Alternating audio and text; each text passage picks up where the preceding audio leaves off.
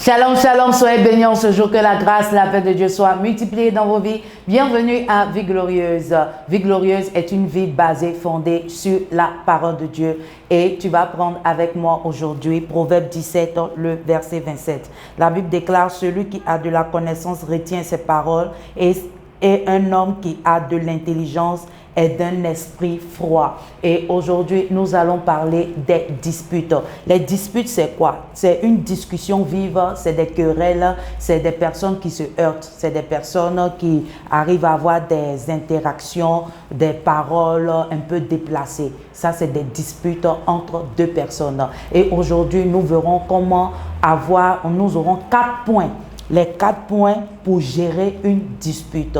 Donc, le premier point, la Bible déclare, celui qui a de la connaissance retient ses paroles et un homme qui a de l'intelligence est d'un esprit froid. Donc, le premier point, ne parle pas sur le coup de l'émotion. Quelles que soient les disputes, ne parle pas sur le coup de l'émotion.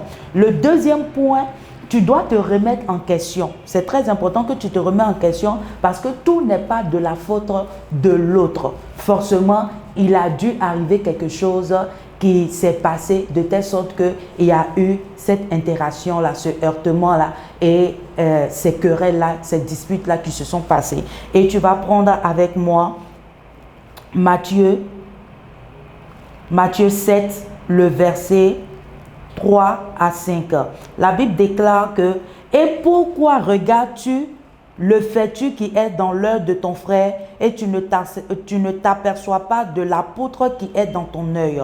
Ou comment dis-tu à ton frère, permets, j'ôterai le fais-tu de ton œil et voici la poutre est dans ton œil. Hypocrite, ôte premièrement de ton œil la poutre et alors tu verras clair pour ôter le fais-tu de l'œil de ton frère. » La version que j'ai prise, c'est la version Darby. Donc, il est très important que tu cherches d'abord à regarder en toi-même. Est-ce qu'il n'y a pas eu quelque chose, cette chose-là qui a amené cette dispute de gauche à droite pour que l'autre puisse se fâcher? Étant des enfants de Dieu, il est très important qu'on se remette en question. Le troisième point, tu dois prier Dieu au lieu de prendre des décisions précipitées. Tu vas prendre avec moi Philippiens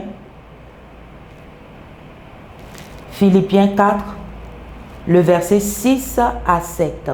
La Bible déclare, vous inquiétez de rien, mais en toute chose, exposez vos requêtes à Dieu par des prières et des supplications, avec des actions de grâce. Et la paix de Dieu, laquelle surpasse toute intelligence, gardera vos cœurs et vos pensées dans le Christ Seigneur Jésus. Donc, il est important que tu pries au lieu de prendre des décisions précipitées. Ça, c'est le troisième point. Et le quatrième point, tu vas prendre avec moi Matthieu 6, le verset 12.